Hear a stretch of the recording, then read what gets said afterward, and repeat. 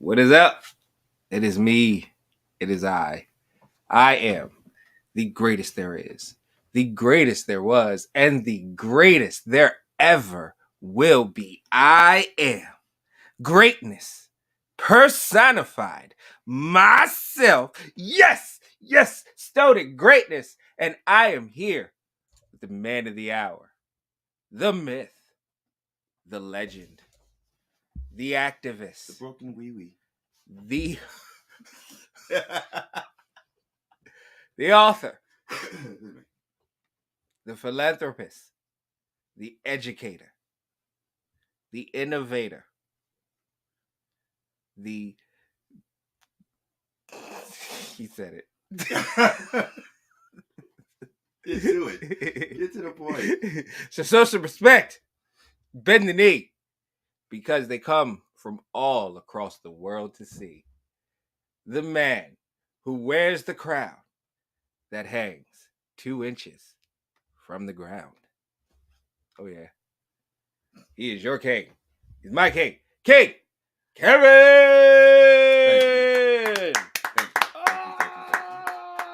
Yeah, I told you I'm going to stop We being don't got cheesy. it, but No, we got it. I purposely it's okay. did not use it. Whoa. Thank you. Yeah, No, this no, guy. okay. Whoa. Thank you. I feel the love. What's up, everybody? Welcome back to the GreatMines SHow. I'm King Kevyn with Stoney Greatness, and we are going to pick up with our review of RuPaul's Drag Race Season 15. But before we do that, do me a favor. Like, subscribe, join us in the comment section. This is a live chat, so you can join the conversation. Make sure you share it.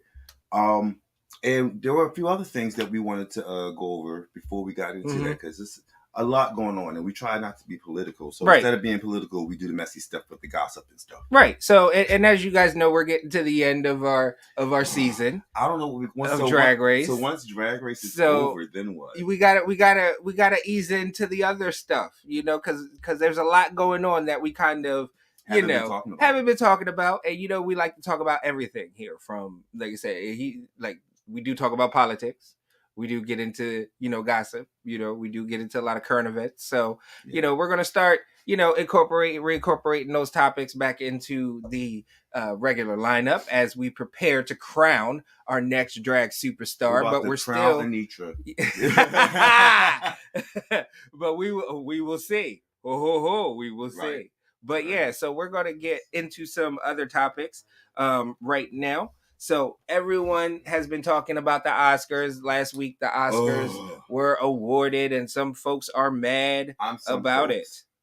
Oh, also, by the way, we do have people in the studio with us today. We do. So y'all might hear some whispering. Y'all might see some smoke flying from behind the camera. They might even join in the conversation depending on where we go with this. Right. So just giving you guys that heads up. Right. So getting to the Oscars, we had some Oscar winners. And we had some Oscar losers. There's a notable Oscar loser that we're going to be touching on very shortly. But I hate that you even put it that way. Well, not an Oscar loser. I would say an Oscar nominee that didn't win. Okay, how about a non-winner? All right. So that person is far from a loser. So the Oscars for the 2023 Oscars, the winners, the big award, of course, Best Picture, that went to Everything Everywhere All at Once. Then we had Best Actor. All right, Best Actor went to Brendan Fraser for the movie called The Whale, his role in that movie. If you don't know who Brendan Fraser is, think of Mummy, Encino Man,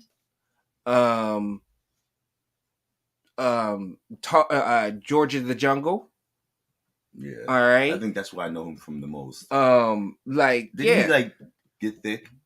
Yeah, he's kind of put on some pounds, But he's Brendan Fraser, and he fought, and he won an Oscar. So guy that was a comedic action hero type guy, for me growing up, won an Oscar. So kudos to him. Best Actress, Michelle Yeoh, for Everything Everywhere All at Once. All right, she's a long-term, very long tenured, Asian actress who's made waves and opened doors for a lot of Asians in American Hollywood. Say this: it is so dope that as an Asian American, she accomplished it. Now, That's just gonna piss me off more when we get to my point. So then we have Best Supporting Actor. All right, was Ke Huy Quan. Ke Huy Quan. Okay, that's his name. All right. Now he's best known. He won for his role in Everything Everywhere All at Once, right? But he is best known as being Indiana Jones's sidekick as a child in the Indiana Jones's movie. Really? Yeah. So he grew up, and now he's an Oscar winner. So kudos to him. I forgot his name. Let us know his name in the comments from the Indiana Jones movies. All right. The little Asian kid that was his sidekick. I forgot what his name was. Yeah, let us know. But he won an Oscar. So here we go. So, well, you know what? Before I get to the controversy, right? Let's get the uncontroversial ones out of the way. Good. All right, best animated feature, another big deal, at least to us here, us Americans. But Guillermo del Toro's Pinocchio won for that. Great, outstanding, visually amazing movie. Very much stop animation, so very much along the lines of Nightmare Before Christmas, like a Tim Burton-esque. You know, we could tell that movie influenced him with Pinocchio. That was amazing. And then best director was Daniel Kwan and Daniel Schneider. Schnert. Correct us in the comments. Correct us. Everything is in the comments. But they won for Everything Everywhere All at Once. That won Everything Everywhere All at Once. It really did. Yeah. And then now the most controversial one. All right, because in this particular category, we had two titans, right, of cinema, in regards to actresses for us growing up. Yeah. No, you talk about in general. In general, okay, for this, who have never won an Oscar. Okay. It was a 2-race horse. Let's be honest with you. In this category, 2-horse race. Yeah. You said 2-race horse. A 2-race horse. 2-horse race. Yep. Stoneyism. A 2-race horse. All right. It's a horse. It got 2 races. All right. So, but yeah. So it was a 2-horse race. All right. Jamie Lee Curtis and Angela Bassett. Jamie Lee Curtis for her role in Everything Everywhere All at Once, and Angela Bassett for her role as Queen Ramonda in Wakanda Forever. Yep, there we go. And as right. All right. Can I go ahead? Go ahead, because I'm gonna lay before you do real fast, right? So keep in mind, right, throughout the pre-award season. Okay, when you're looking at the SAG Awards, the Emmys, and the Critics' Choice Awards, the Golden Globes, you know what I mean? Throughout all those particular award seasons, all right, Jamie Lee won the SAG, all right, for Everything Everywhere All at Once, which is actors, all right, voting for actors. So Jamie Lee won over Angela in that one. Okay. She also won the Critics' Choice. Okay. This supports something I was about to say. Angela won the Golden Globes. Okay. And that's the biggest one, honestly, because the Golden Globes typically is the precursor for the Oscars, kind of lets you in on who the favorite is going into the Oscars. So with Angela winning the Golden Globes, but Jamie Lee having the SAG and the Critics' Choice, okay, it was kind of folks knew, and that was the hottest race going in. Jamie Lee going to get her first, or was Angela going to get her first? Because they both have the accolades going in that warrant them winning the Oscar. Yeah. My turn? Mm-hmm. Now, we're going to talk about Jamie Lee first. Mm-hmm. Only because we just went down the list of all of best actor, best director, best... Everything is Everything Everywhere All at Once. Mm-hmm. And could you imagine having... Now, this is not statistics. This is not policy or anything. This is just community opinion. Having all of these other actors and actresses and directors and producers winning the Oscar, and then Jamie Lee not. I mean, even politically, Like, where that would be a smack in the face, honestly. That would really be a smack in the face. Now, I am in the favor of the Oscar going to Angela Bassett. One, because her body of work, and the same can be said for Jamie Lee. Don't get me wrong, but her body of work over decades, and she still stirs such an emotion in you in every role, even if it's not a big role. You feel that lady every time you see her on screen. Every time. And if you haven't seen Wakanda Forever, spoiler alert, it's hard for me to fix my lips to say that, but that was one of the most powerful scenes she had ever done. Like, you had to stop and stand still for that performance. More powerful than I don't want you, I don't want you, I don't want you, I don't want. Telling you, that was powerful. It was powerful. Actually, what was it? Hold on.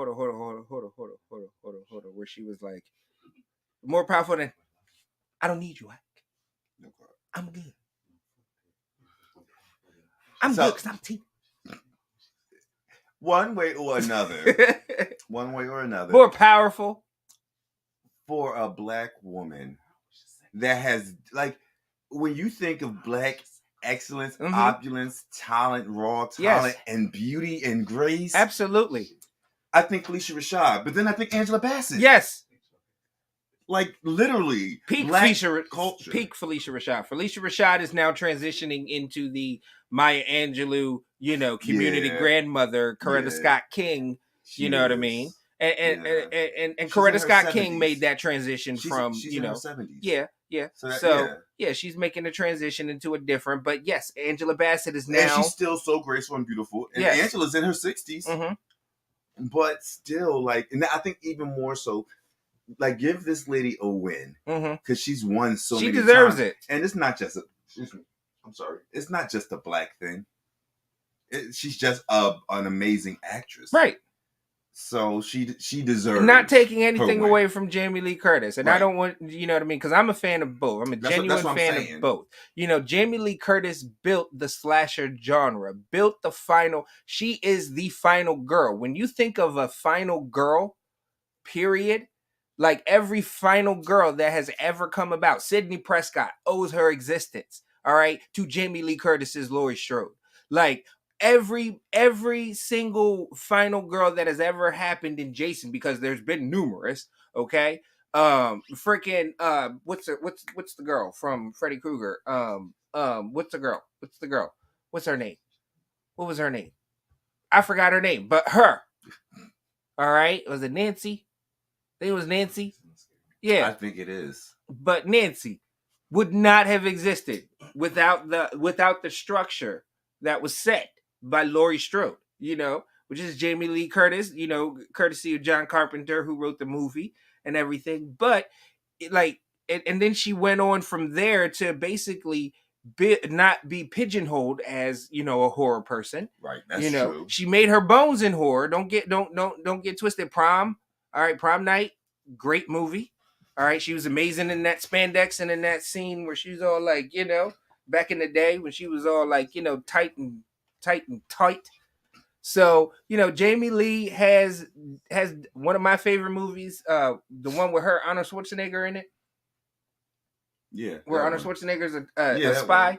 That one. That's one of my favorite movies. I love that movie. I totally forgot it. I'm blanking on it. Me too. Sorry. But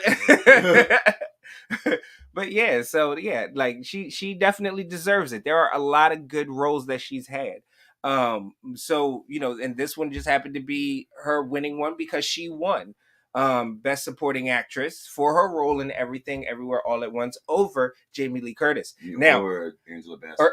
Over Angela Bassett. Okay. Now there was a moment there where the awards, like, because they were showing both, everybody on like their own little panel, and a lot of people were saying like the Angela Bassett had a little shady moment where her eyes kind of cut and rolled a little bit, when Jamie Lee was announced.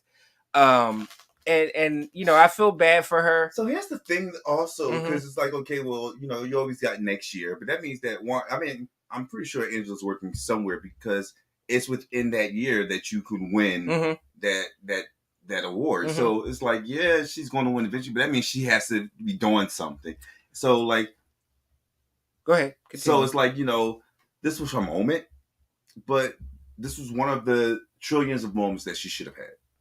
Oh yes, and now I definitely feel for Angela. She should have won with her role in What's Love Got to Do with It. That should have been an Oscar worthy performance. It was. I don't know who she was up against in that year. I have to go back and look. But hey, that was definitely an Oscar worthy performance. This was definitely an Oscar worthy performance.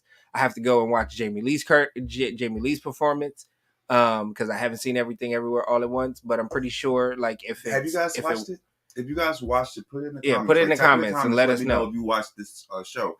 I'm interested in watching it. I haven't yet, but honestly, it's our conversation now that's sparked my interest. Right. So, and Angela, I get it that you don't have the Oscar. You got the Golden Globe. Plus, you are currently the highest paid Black woman in all of television with her role on 911. Okay? So, all right, and you cleaning up at the Emmys with her role at 911. All right? So she's on pace right now, especially as long as she decides to keep that role. And not to mention the Emmys that she's won with, American Horror Story that she can always go back to because Ryan Murphy loves Angela Bassett. That's true, but here's the thing. Angela Bassett is a hard-working woman. But let's not forget, she is still in her 60s and only growing older, gracefully. But it's like, so y'all expect her to continuously grind herself into the ground for this award. Because she's still working her ass off. She's working her ass off in her 60s without showing any trace of her slowing down. Right. Kudos to her. Kudos to her. But she's, like I said, she still had, hey, I get it. Oscar roles, you know what I mean, are few and far between. You really got to have an eye for them and everything. I trust her people around her to find her these Oscar roles and find her the role that's going to get her over the hump because, we're not trying to have her be the Black Susan Lucci, okay? Damn. Yeah, no, we don't want her to be the Black Susan Lucci, and then Susan Lucci got hers, okay? So let's make sure that Angela gets hers. The people around Angela get her another Oscar-winning role immediately. Okay. Yes. So that's our take on the Oscars and everything that happened with that. What's that? So look, y'all. I don't know if you guys can see. Y'all can see it on the camera. That line right there. I was cooking spaghetti, and somebody tried to burn me. That's what that is. They burned me with the pot. Tune in next week to find out who did it.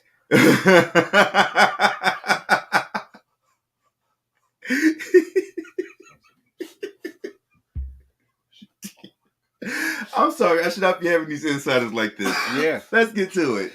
So, little bit of news and seeing as how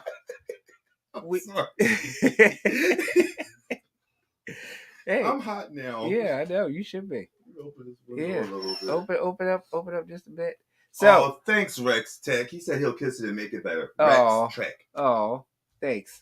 So, we have a content creator in our midst. Huh?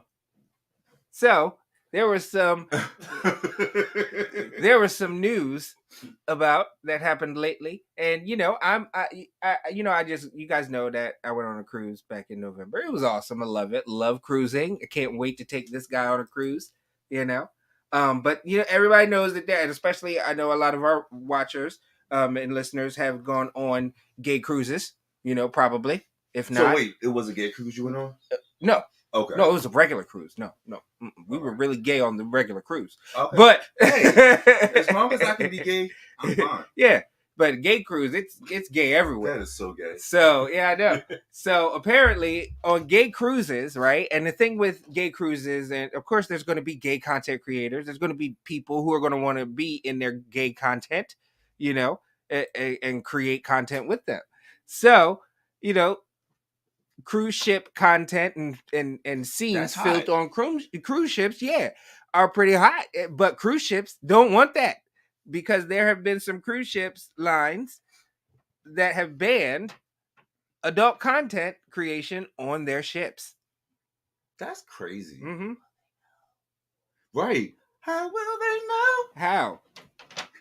Let's see. This was on BuzzFeed. All right. And looks like trip organized on Royal Caribbean's Harmony of the Seas, which is a rather big one. Had entertainers on there like Todrick Hall and Billy Porter and everything. Well, apparently there were some issues on that particular cruise. I want to know what content creators were on there. Yeah. Who done it? Yeah, it says the policy also says that it applies to social media platforms that may be private or behind a paywall, such as OnlyFans, Just for Fans, if the content could identify Atlantis, its vendor brands, or other guests with or without their permission. So, yeah, basically any guest who posts or publishes an explicit or publicly visible photo or video will be asked to leave the ship with no refund. So if we out at sea, first off, I need time to edit it, so it's fine. And that's the thing. Who is posting? Because for one thing, the cruise ship internet, I didn't pay for, because listening to the other people deal with it on the ship, I'm glad I didn't. Like, because they could not connect with anything. So then, like, and I get it. I was on a rather older ship, not older, but it wasn't as new as the Harmony.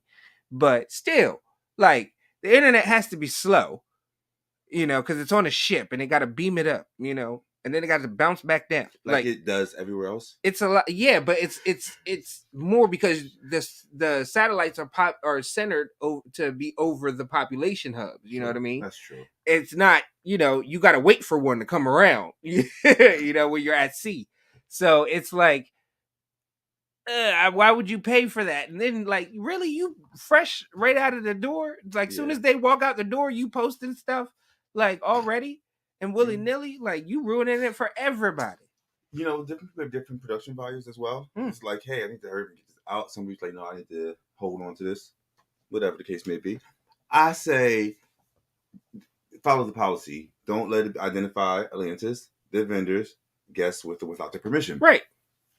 So it's not don't do it. It's just don't do it and expose everybody else. Exactly. So if you want to do it on the balcony, make sure you're not doing it where the ship's logo is. So we want to kind of switch over a little bit, and this is not a fun conversation to have. Nope. But it's in the news. It's on TV everywhere. Everyone's talking about it. All of these bills that are being passed across the country, banning drag shows, and some states even banning being trans, which is disgusting. We have the report here. Stoney's going to read off some of the cities and states and what's happening in those states.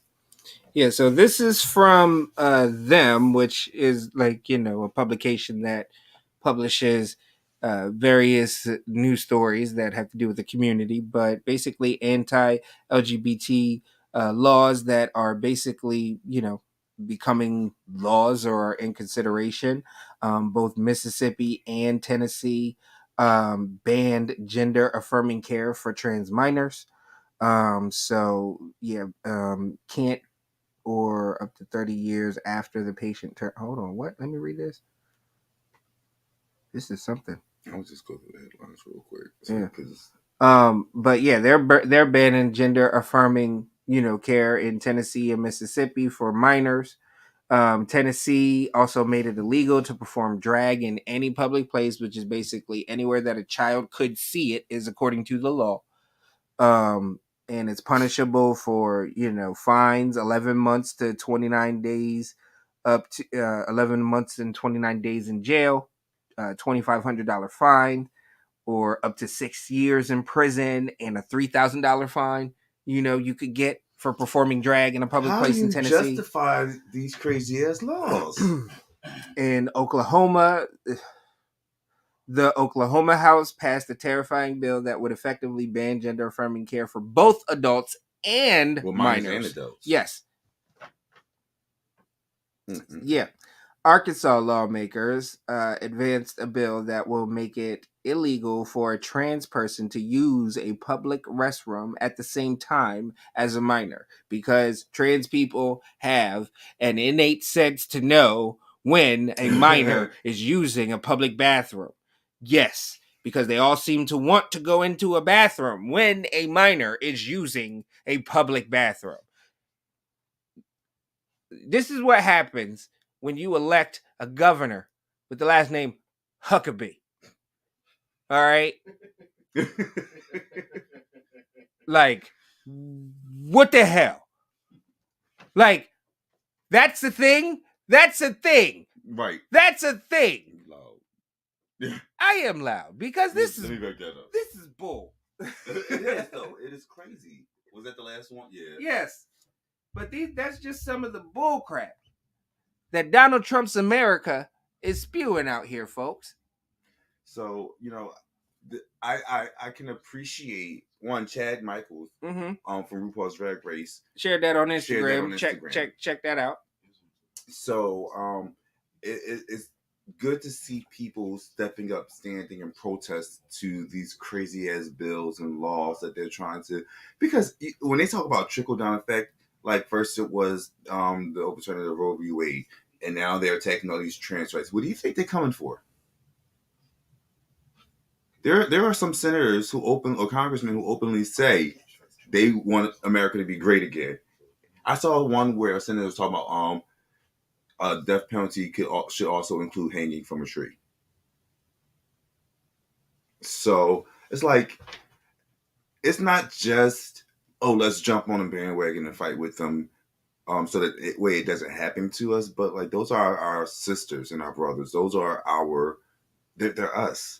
And to see any of us suffering like that or happen to go through these atrocities is horrible. So we should all be using our platforms and our voice to speak up and to call out these horrible people and call for our governors or our senators or our congressmen or our representatives to work on bills and things that would actually help us, and actually speak up and hold them accountable to their election or their campaign promises, things like that. RuPaul's Drag Race, this last episode, they used this as a message, and I think it couldn't have been more timely. Mm-hmm. Right. They did a really good message towards this. So. Yeah, and kudos to RuPaul's Drag Race for always having a pulse whenever it's an election year. Yeah, you'll always see the queens, holding up the vote information, in order to spur people to vote, because this is, a main reason why it is important to vote. Especially in our community, and amongst our portion of the community, amongst other communities, I always hear folks that say, I don't understand. Like, why do I need to vote? I'm not going to make a difference. First off, politics is local. Your vote has more effect on where you live than nationally, yes. But nationally, your vote pushes a bigger boat, okay? And if you aren't rowing, then you're just riding along with the boat, and you have no say into where the boat ends up. Exactly. So that's the whole thing. And not to mention, people like you, your grandmothers, your grandfathers, your great-grandmothers, your great-grandfathers, all right? Your great-great-grandfathers, your great-great-grandmothers all died, or put blood and skin in the game for you to even have an ability to even cast a vote. Right. All right? Your right to vote is sacred because it is soaked in blood. All right? Of so many people, and you have a duty to honor those ancestors, all right, and vote in the best interest of the people, right? All right. So yeah, but yes, and kudos to RuPaul and everybody with spurring our community in their own little way, speaking and everything. So I think this episode is such a big deal. It is for me, based off of everything we've been saying. But here we are, primetime show on a Friday night on MTV. Right.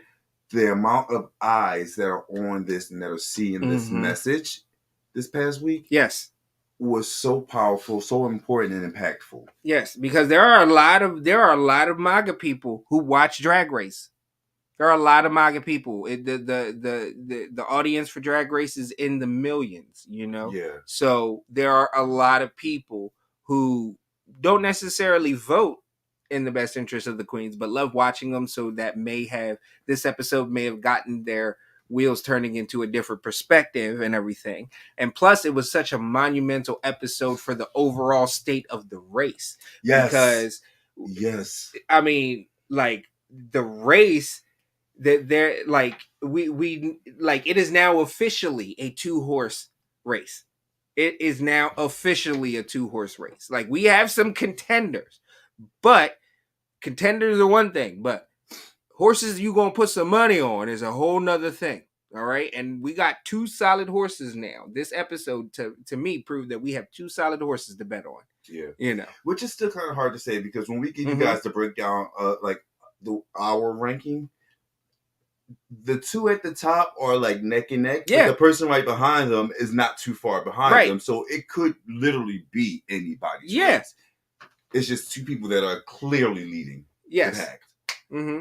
But let's get into it. And put in the comments who you guys think is leading the pack for you. Put in the comments your top 5, because we are down to the top 5 now that we done had the episode that Marsha was waiting for and left right before. Do you think that the ranking would be different if Marsha was still around?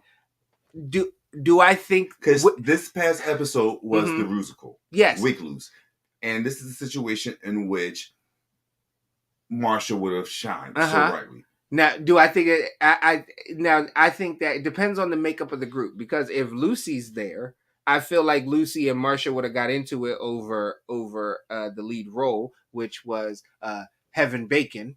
You know, so you think in the Rusical? Do you think that? Wait. Let me pull my thoughts back together. Say your piece, because I got to get that. Well, I just think that I hate when I got to leave you guys. Yeah, he'll be right back, but we love watching you go. I bet. But I think that the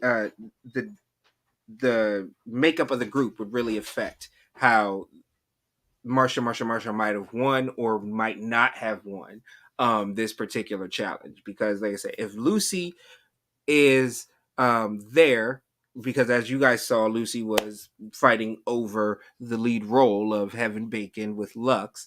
I don't know if Lux would have chimed in as much, especially if Lux would have got Christian. And in this particular realm, Astides is not there. Astides probably got eliminated a while back or something. But you know, I think that would have shaken out that way, where maybe Marsha would have gotten the lead. And I think Marsha would have killed it if she had that lead, because I really feel like that part was written for Marsha. I think that she would have turned it out way more than Lucy did. And definitely we'll get right into that once he comes back, because I want his input, the Kyng's input on a lot of things. I don't want to get too far into the conversation with you guys, but again, please make sure that you like, share, and subscribe. Put your comments down in the comment section. Let us know who your top 5 is, as we only have 5 queens left. We're getting close. We got one more elimination till the final 4. And I think the finale maybe 2 finale episodes. I'm not sure. I know that the folks over at Wild Wonder watch our show. All right. Give us a little something in the comments. All right. Like, share, subscribe, all that junk. But yeah, this is really awkward right now. I think I'm going to go off script with you guys and just have a real conversation, right? Because I'm greatness. I can do that. You know, he's not here. And it's my show right now. So there once was an event, right, that happened, and I don't know if y'all heard about it. All right. It was a terrible, terrible event that happened, and we all need to, talk about it and recognize the trauma that we've all experienced from this terrible, terrible event. All right. Um, I am sure that um, all of you guys have heard about the crazy and deranged dwarf psychic that escaped. Yeah, yeah, it's happening, and we all need to protect ourselves. All right, we all need to protect ourselves. We all have to go and, make sure that our doors are locked, that um, our windows are locked, because you know it is for one thing, you know this dangerous person is out here, and they're a psychic. They're very small. All right. And we can't see them, because they could be doing psychic things to us, um and we need to protect ourselves. So make sure that your doors are locked. All right, that your windows are closed. Keep an eye on your children out here, because there is a small medium at large. Okay. There is a small medium at large. All right. So take it seriously, guys. If you like that, let me know in the comments. Because I'll bring more. All right. Yeah. That's better than deceit. I can tell you that. All right.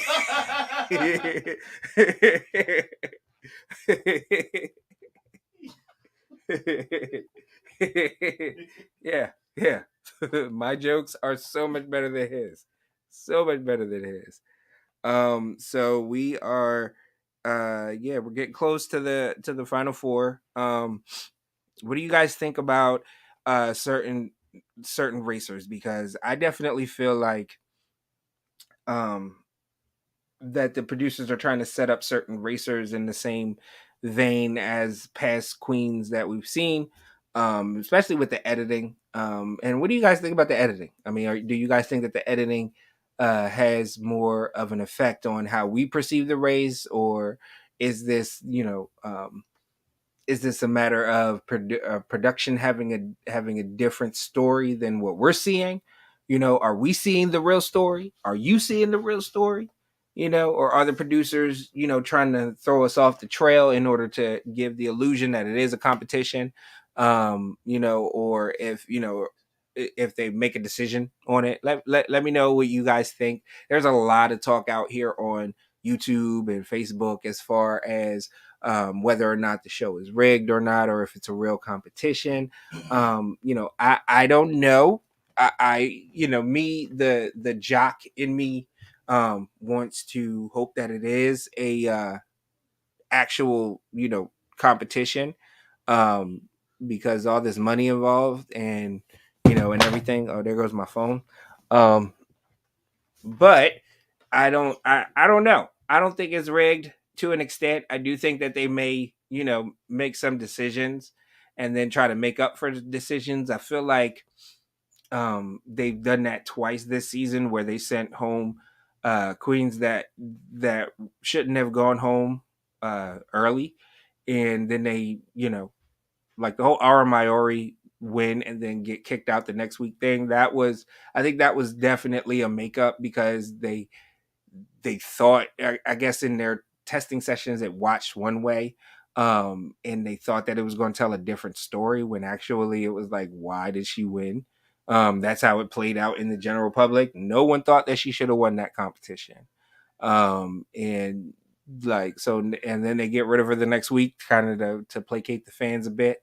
I think that they know sometimes.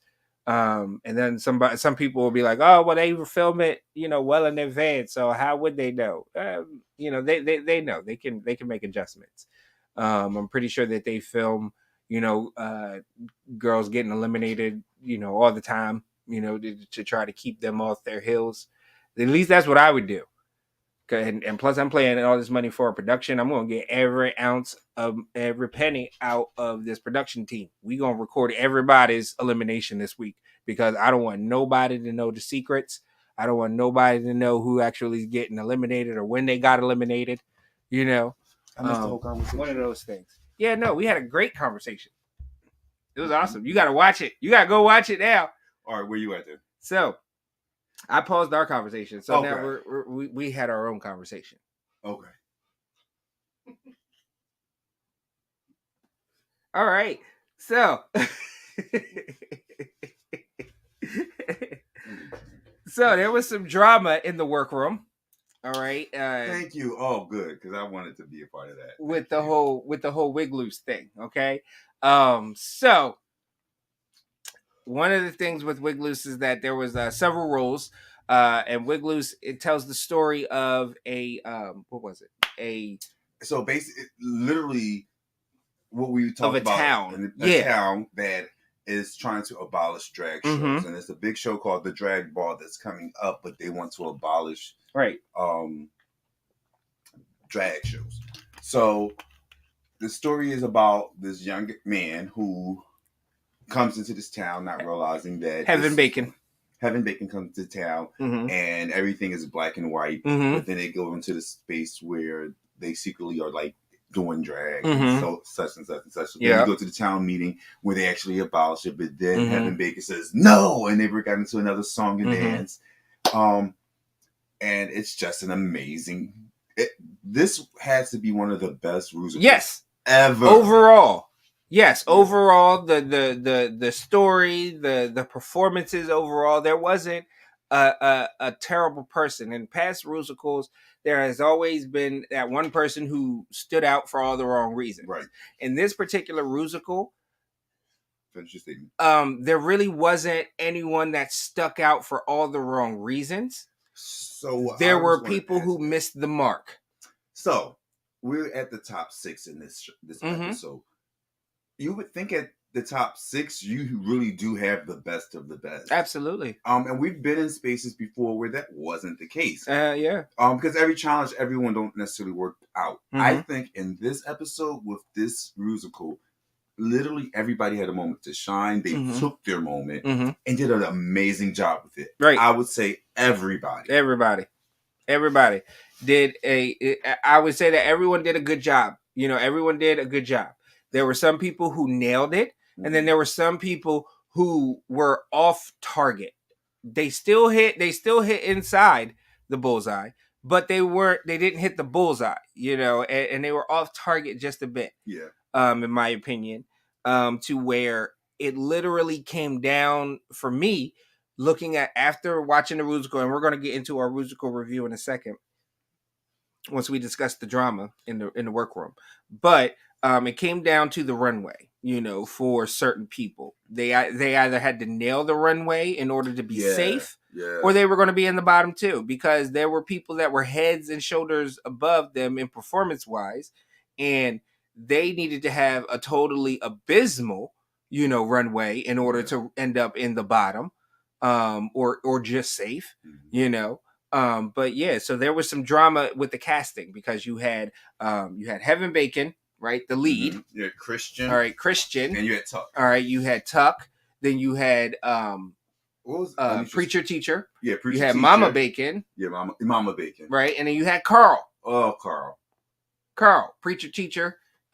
Preacher Teacher's husband. Yes. Okay, so they all had to divvy up the roles. Sasha Colby picked Carl, which is something. All right. Yeah. Then you had Preacher Teacher Mistress. Mama Bacon by Nitra. Mama Bacon by Nitra. And Tuck by Selena settled for Tuck. Yes, she did. Yes, she settled for Tuck.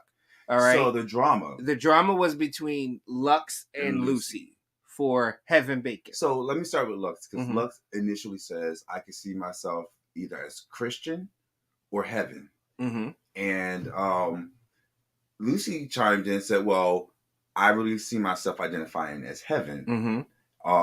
so I can do Heaven. Mm-hmm. And then Lux said, right. I feel like I connect to this character. And so as Stitties goes, well, I'll be Christian, so I'll take that and y'all can settle it out over Heaven and Tuck.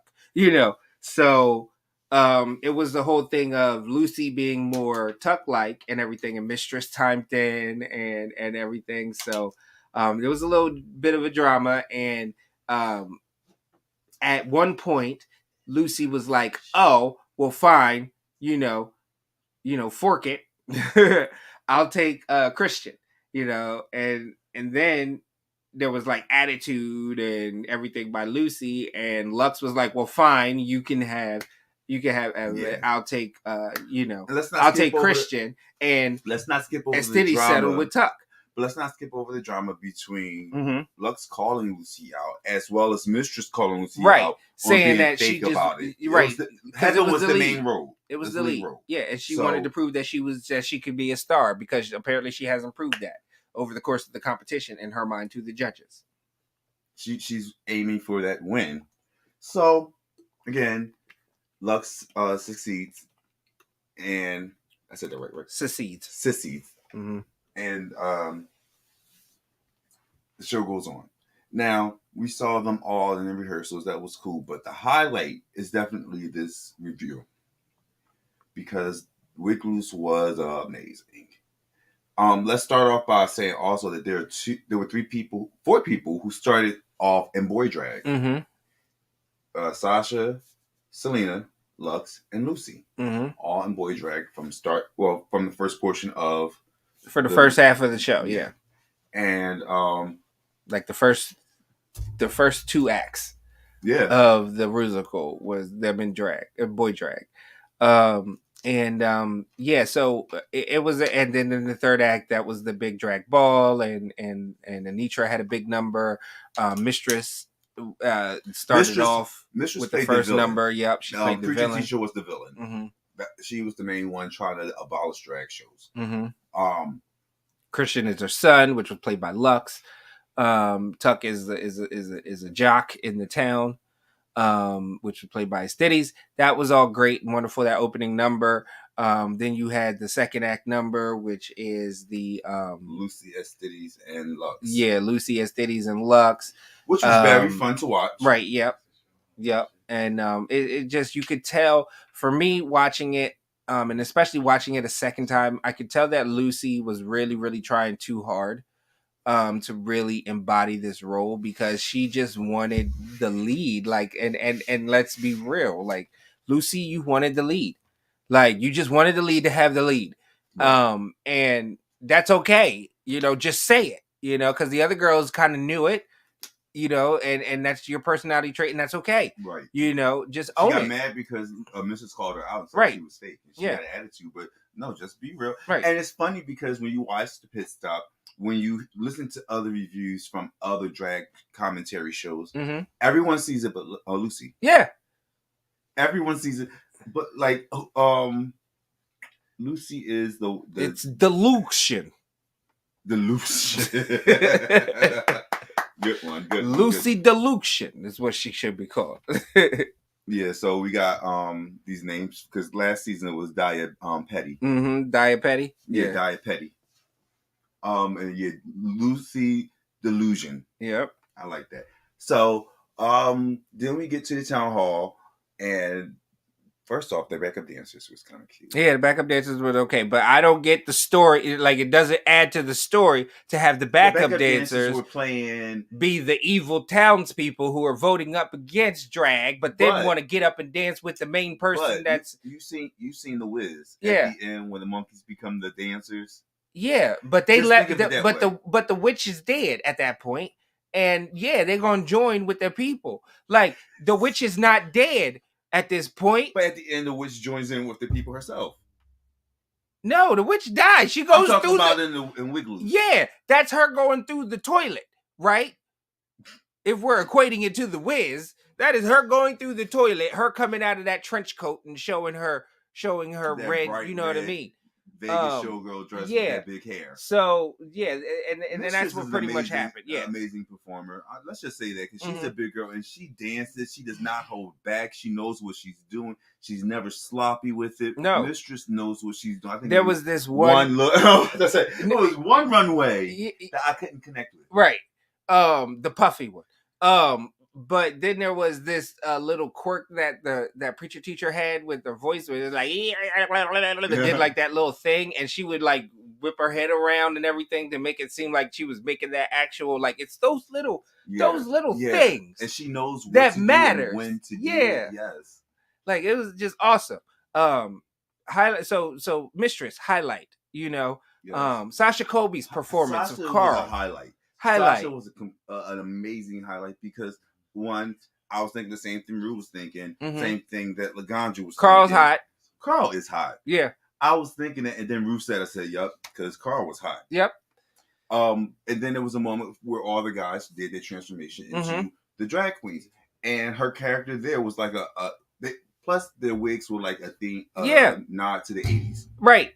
And her aesthetic was very much, Dr. Frankenfurter from, Rocky Horror Picture Show. It was a smart little nod, and it was a great way to take that character, and everything. And it was very poignant because it was in the 80s, and that was a big, like, Rocky Horror Picture Show was very big in the 80s and stuff like that, so like it was so smart. Like everything about Sasha's performance was just smart and calculated and just chef's kiss, like just awesome. Like, oh. Yeah, it was really good. Who else? Oh, so the person to highlight though was Anitra. Absolutely. From her look, her runway, but her lip sync during the Rusical, I have been moved by drag shows before, but never like Anitra. You got chills. I'm getting chills just thinking about it. Like, I got goosebumps. Like Anitra's goosebumps because the story behind it, and like she ironically ended up with the character that was pretty much her in terms of the story of like how drag saved her life and gave her a little bit more purpose than she initially acknowledged, but also told us the importance of it. And not just for her, but for us. It was like, it was just that you felt it. You felt her. Oh, my mom was about to get a nice little show. Because we just did. I'm gonna hurt both of them. I'm live and I'm having this whole conversation. One way or another, I'm gonna record it. I think Anitra is, I know Anitra is a star. Absolutely. The way she captivated everybody. Like, there were moments you would watch them on the judges panel and they could do nothing but smile. I'm watching this, like, I'm already into the whole wig loose. The entire thing already, like, I'm invested. Yeah.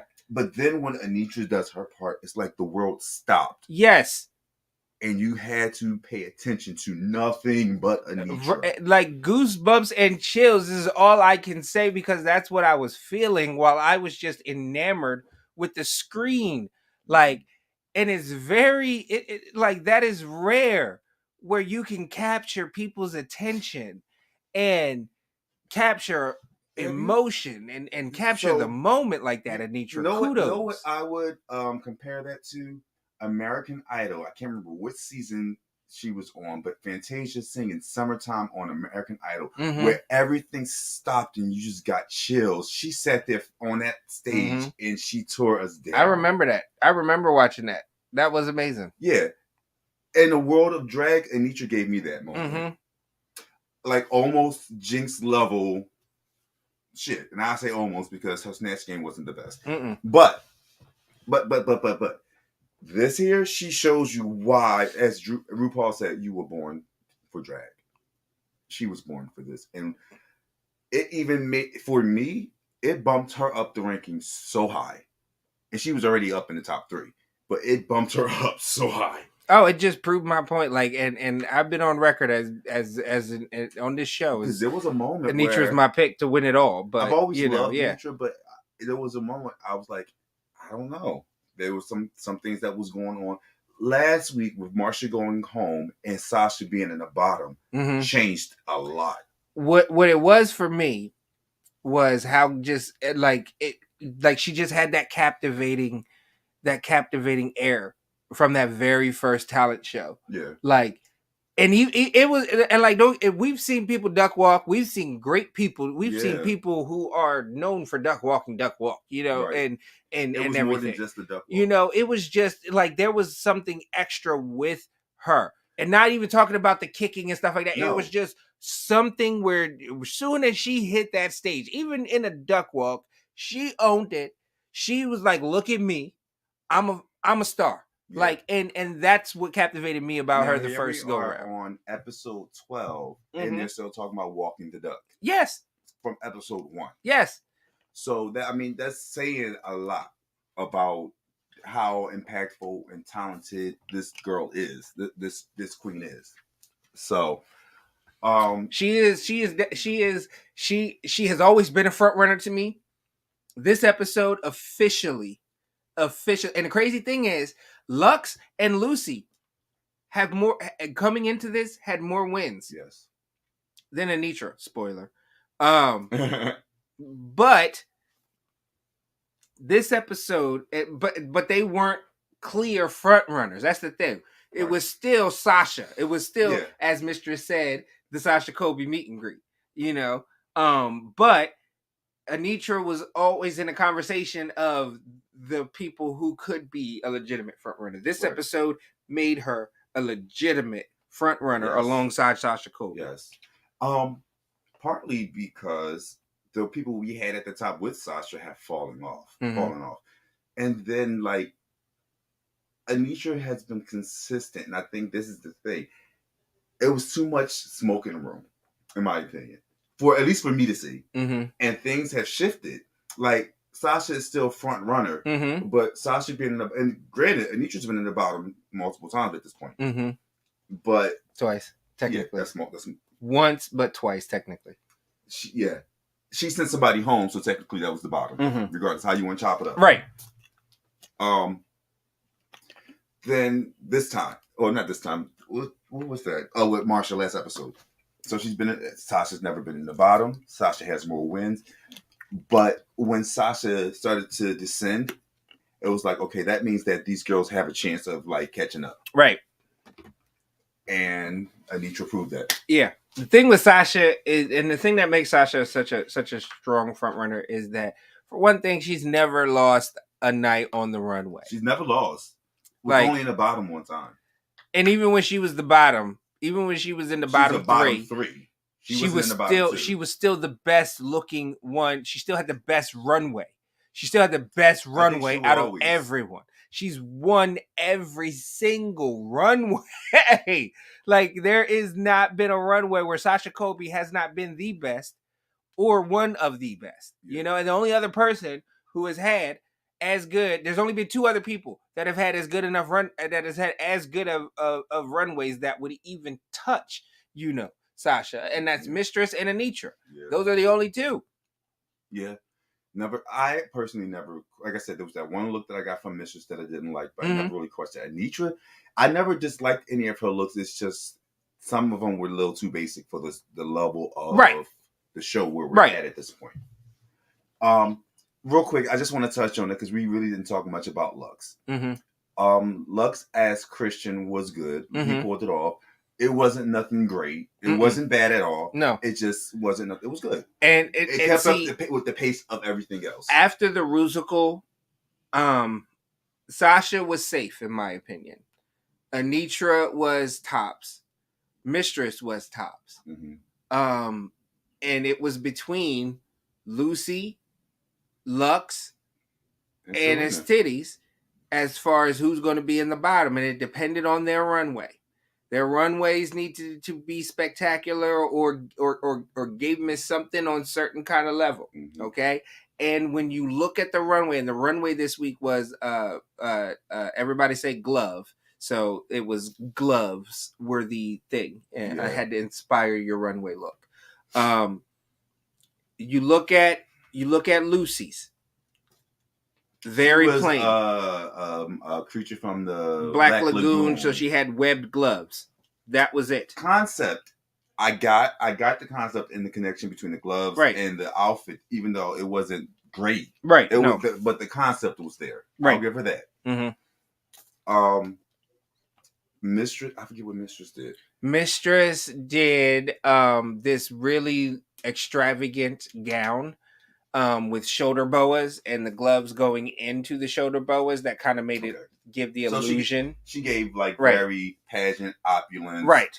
Yeah. Big hair, yellow, It was gorgeous. Yes, it was gorgeous. Gave us a cast. Like she had 2 arm casts that was signed, and that was her take on gloves. Right. So she was like this punky high schooler. Yeah. Short bob cut, with red highlights. Yeah, she red, had that black. Kelly Rowland Destiny's Child red and black bob. That's what that was. Yeah. Kind of rough chopped a little bit. Yeah, it was definitely rougher. Then she had like the golf pants, the golf big bottom pants, the platform shoes, the red straps around it, the little skull on her shirt and stuff. I love like Lux. It was a very nice aesthetic. It told a story. It was a different Lux. take on gloves. And that wasn't a bad look. I didn't like it in terms of drag. No. I thought it was a unique take on gloves, which gives her an edge in my mind over Lucy LaDuca's look, because Lucy, it was cute, campy and stuff like that, but it's just basic. All right, so and I don't think we're going in order. The next I want to bring up is Selena Estetis. Right. She had on a bodysuit. No, we're going in the three that we considered up for elimination. Okay. As far as their runway looks, because it really did depend on their runway. Yeah. Yeah. So Estetis. Yeah. Estetis, she had like this red, pink something. She didn't put no Cheetos on her panty line. Her hoo-ha. Her coochie. Ay. She her hair was nice. Her makeup was nice. But we know with Selena, there's always something that's off with her runway. She had these so think of a baseball hand when you go out to the game with the one hand, but it was a whole glove. It was super big and it was huge. And like inflated. Yes. Go to specific. It was huge. And it just was odd looking. It just didn't do it. But then, again, we had Mistress with the yellow gown. Then Sasha flipped the game on his head because she made her entire outfit out of baseball gloves. Right. And she looked hot, as usual. Anitra's was very nice. It was basic, blue, but she had the lasers on it, and the lasers on her gloves. Yeah, and that was that elevated it, definitely. And she had a signature stripe on her eye, and it was the same color as the gloves, like and the lasers. Green. Yep. Well, not gloves, the lasers. And I don't know. I loved it. Yeah, I know. No, I thought she looked beautiful. Yeah, I thought she looked gorgeous. Yeah, the green spider on it. Yeah, I thought she looked gorgeous. It was a little basic. Like I said, it was a little basic, but I loved it. It was gorgeous. It was gorgeous. And her runway was just enough to keep her as the winner. Sasha's absolutely amazing. Like, I would pound that. Like, that's what I was thinking when she came out. Like, I would in a minute. Pounding. Like, oh my gosh, yes. Sometimes you can get pounded. Sometimes you can get pounded. No, I'm a hammer. Sometimes you gotta hit the hammer with something else. Sometimes you do. No, I'm a sledgehammer. That's the sledgehammer. The sledgehammer hits other hammers. You want to be a sledgehammer. I am a sledgehammer. I'm a sledgehammer. Yeah.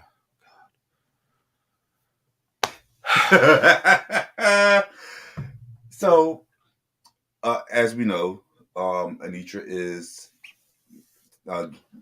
announced as the winner. Right. So she won. She won. She deserved to win. Which gives her second main challenge. Yes. And in the bottom, we have Lucy and Selena. Now, I'm going to tell you, when I saw that, I predicted that they would be the bottom two, but I really thought that Selena was going to send Lucy home. Yeah, no, and Selena needed to pull out an amazing Anitra level lip sync, So I feel like it was set up. Let me tell you why. Because that song was not a good lip sync song. Running up that hill. Burning in the clouds. I don't know the words to this song. I don't even remember what song it was, but I just running up that hill. That's the only part I remember. So Spice and Sugar should have been a double elimination. I think last week Anitra and Marsha should have been a double Shantae. Yeah. I think that this episode should have been a double sachet. Yeah, double sachet. Yeah, because there was nothing special about either of their either one. Yeah, no. Neither of them did anything to make me want to watch them next week. And Rue just made the decision as, okay, Selena, you've been in the bottom, you got to go. Lucy, Selena has no wins. Lucy, you got 2, so you those 2, we'll trade those 2 wins right now for your stay, because if you in the bottom next week, you probably gonna go home. Probably will be. Yeah. And Lux in the preview. And who's gonna send her home? Who's gonna send her home? I'm like, and who's gonna send her home? Is it gonna be Lux? Is it gonna be Mistress? It's gonna be Lux. Is it gonna be Sasha Colby? It's gonna be Lux. Who knows? It's gonna be Lux. And I think it's gonna be on a technicality. This is another prediction of mine. I'm predicting that the top 4 is going to be Sasha, Anitra, Mistress, and Lux. You need to go play the Powerball, sir. I haven't won yet. But literally everything else that I've predicted so far until that little predict the Powerball. We'll have that for the both of us. We'll have that conversation after we're done. But yeah, so what's going to happen is it's going to be on a technicality where Lux is going to end up in the bottom with Lucy, which is so fun because we see that there's this rivalry, and Lux is going to have to send Lucy home. There's a good chance that Lux could get sent home. Right. It's either Lucy or Mistress, in the way if the producers, and I was having a conversation with the viewers about, the producers and how much of an effect do they have on our perception? Yeah. Do they even think about that? Right. Do they imply, because if I'm a producer, every week I'm filming everyone's elimination speech. Every week I'm filming you packing up in the whatchamacallit. Yeah. Like, so that you're not sure if you're eliminated until you watch the show. I got it. Just like how no one knows who wins. Yeah, until it airs. But but the thing about that is you gotta actually eliminate people, because you got the workroom when the girls get together in the workroom. It's only 5 queens left, and so you kind of have and the thing is if you film the workroom interactions with one missing, every time you have different interactions and stuff like that. Yeah, it's kind of like it's going to seem kind of coached and stuff like that. Where it's like, okay, you leave, and now you get it. I think they do manipulate things, but not like that. Right. That's just difficult. That's just me, because I'm just a maniacal. You know what I mean? Because I'm like, I don't want no room. I want to be able, if this is storytelling, then I want to be able to tell the story that I want. I also would believe that. It all works in line with what you're saying, and you got to go through it. Right. Anyway, so lip sync happens, and Lucy sends Selena home. Right. Wah, wah, wah, wah. Well, from the beginning, I knew that Lucy would go further than Selena. S titties, not art titties. Lucy has been doing this. Selena literally at the last minute started to do that, but then but then just fell flat. Yeah. So like some pancake titties.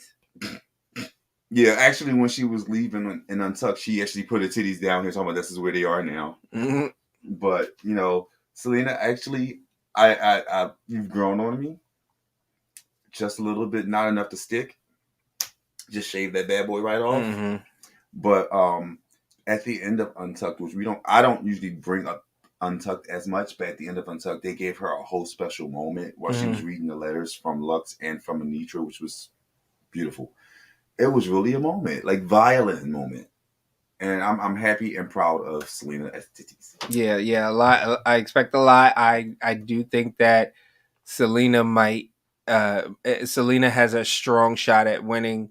Congeniality. Selena congeniality. I do. I think that there's a section of America that kind of likes her, and likes her stick, and especially after all the emotional moments and stuff like that.